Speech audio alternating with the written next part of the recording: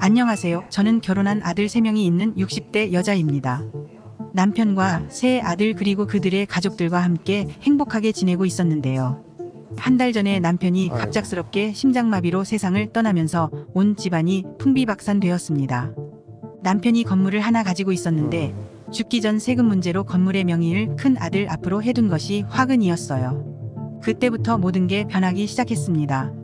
너무너무 잘했던 첫째 며느리는 저를 구박하기 시작했고 둘째, 셋째 아들에게 건물 소유권이 본인한테 있다고 하고요.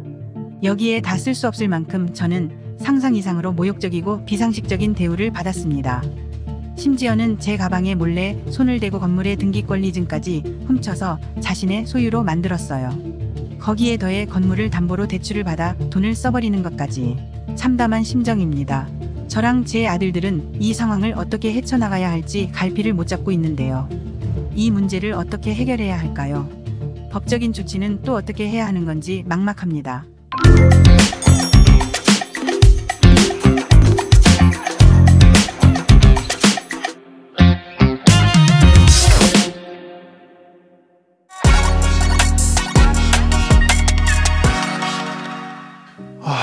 참 안타깝죠. 이게 피를 나눈 가족인데 그 재산 문제로 인해서 천륜에 어긋나는 그런 일들이 일어나니까.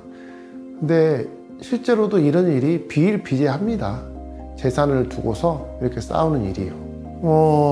일단 뭐 사연의 내용을 봐서는 아마도 그 돌아가신 아버지께서 종부세나 뭐 사대보험 뭐 이런 것 때문에 큰아들한테 명의신탁을 한 것으로 일은 보여집니다.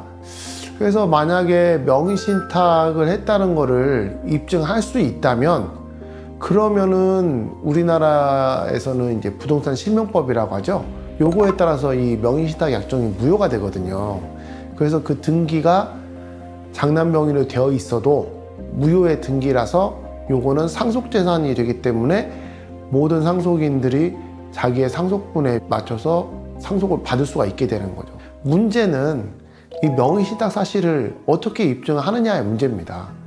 왜냐하면 사연에서도 보니까 등기권리증을 아마도 어머니가 갖고 계셨는데 그걸 몰래 첫째 며느리가 가져간 것 같아요.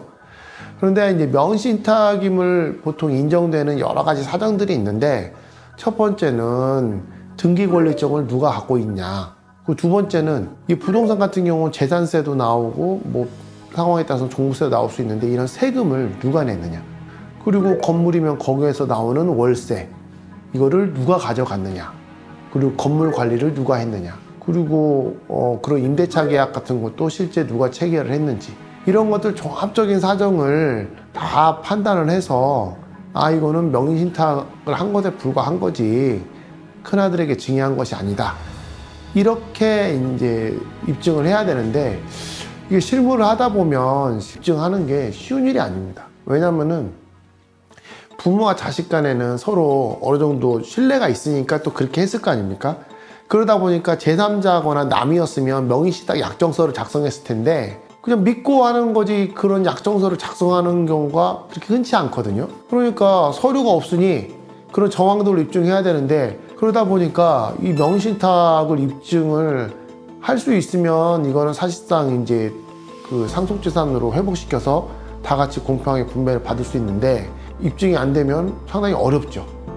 그러면은 입증이 안 되면 어떡하냐? 그럼 그냥 큰아들한테 그대로 줘야 되냐?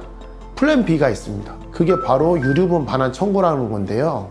아버지가 아들에게 증여한 것으로 설사 인정을 한다 하더라도 아버지의 다른 상속재산이 없고 예를 들면 그 건물 하나만 있다고 하면은 이 건물이 아버지가 큰아들에게 증여를 하지 않았더라면 모든 상속인들에게 상속 지분 비율대로 분배가 됐을 텐데 큰아들에게만 줘버렸으니까 나머지 상속인들은 부인 되시는 분하고 나머지 두 아들들은 전혀 이거를 받을 수가 없게 되잖아요. 근데 여기서 생각해 볼 부분이 그럼 유류분 반환 청구를 할 수 있어요. 했을 때 부동산을 그대로 지분 이전 등기를 받을 수 있느냐 이 부분인데 지금 여기에 사연에 보면은 근저당 설정 등기를 해서 대출을 받은 것 같아요. 그러면 이런 상황에서 부인하고 그 다음에 나머지 두 아들이 그냥 그렇게 지분 이전 등기를 해가면 그 채무까지 같이 떠안는 꼴이 되잖아요. 그러니까 이런 경우에 가액배상을 청구할 수가 있습니다. 그래서 그 부동산을 감정을 해서 그 아버지가 돌아가신 시점하고 그 다음 실제 감정하는 시점 두 가지 시점을 가지고 감정평가를 해서요, 유류분 비율에 맞는 금액만큼 계산해서 그 금액을 이제 첫째 아들이 어머니와 그리고 다른 자기 형제들에게 지급하라, 이런 식으로 가액배상을 할 수 있는 거죠. 근데 또 한 가지 유의할 점은 이 유류분 반환 청구는 기한이 있다는 겁니다. 이게 상속 개시가 있으면 안 날, 그리고 그런 증여가 있어서 유류분의 침해가 있었으면 안 날로부터 1년 내에 재개를 해야 되고, 사망하신 날로부터 1년 안에는 무조건 재개를 하시는 게 좋습니다. 그렇지 않으면은 더 이상은 거기에 대해서 다툴 수가 없게 되거든요. 만약에 세금 문제로 인해서 특정한 상속인에게 이렇게 건물을 명의를 넘기신다고 한다면은요, 약정서를 쓰시는 게 좋을 것 같습니다. 그러면은 사실 이런 문제가 없겠죠. 그리고 그런 것이 싫다고 하면은 유언 대용 신탁이라는 게 있거든요. 이런 신탁 계약을 체결해서 미리 생전에 내가 죽었을 때 이 부동산의 처분을 어떻게 하고 부동산이 나온 수익을 어떻게 할지를 미리 정해서 그렇게 신탁을 하는 것도 하나의 방안이 될 수 있을 것 같습니다. 예, 오늘 사연에 대해서 법적으로 어떻게 대처하면 좋을지 알아봤는데요. 오늘 사연을 보내주신 분에게 도움이 되었으면 좋겠습니다.